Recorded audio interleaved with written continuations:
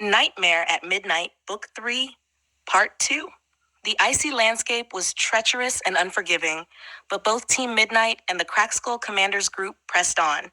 As they neared the heart of the frozen land, they were suddenly ambushed and captured by King Frosty's icy minions. Thrown into a frigid dungeon beneath the Ice King's castle, the two groups found themselves facing a common enemy. The walls were lined with frost, and the air was bitterly cold, chilling them to the bone.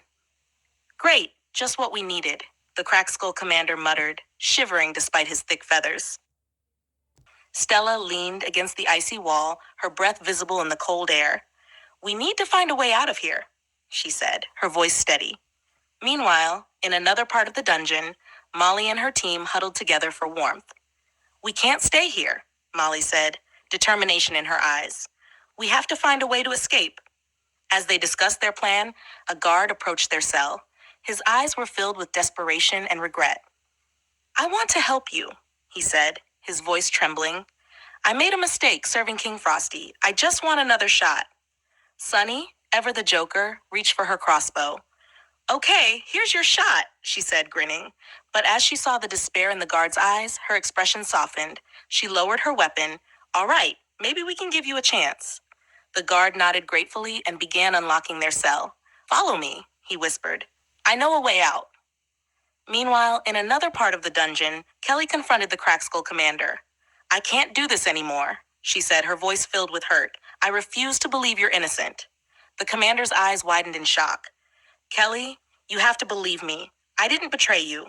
But Kelly shook her head, tears streaming down her cheeks. I can't.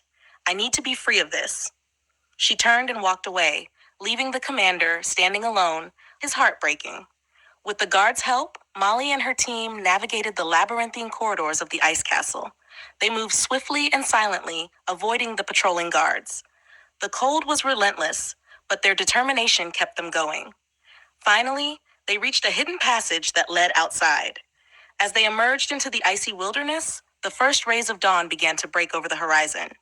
They were free, but the journey was far from over. We need to keep moving, Molly said, glancing back at the towering ice castle. We have to find my sister and stop King Frosty. The team nodded in agreement, their spirits lifted by their escape. As they set off into the frozen landscape, they knew that the challenges ahead would be even greater. But together, they were ready to face whatever came their way.